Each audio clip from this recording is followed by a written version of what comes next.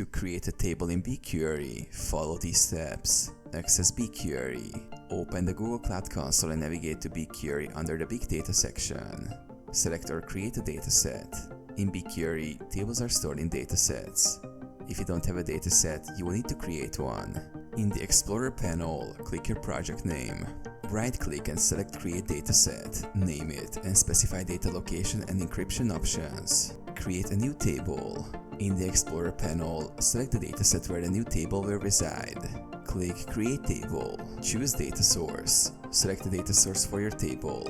Upload. Use a local file. Cloud storage. Import data from Google Cloud Storage. Empty table. Create a table without uploading data initially. Define table schema. You will need to define the table schema manually or let BigQuery auto-detect it based on the data source. Add each column, specify its name, type and mode. Create the table. Once the schema is defined, click Create Table.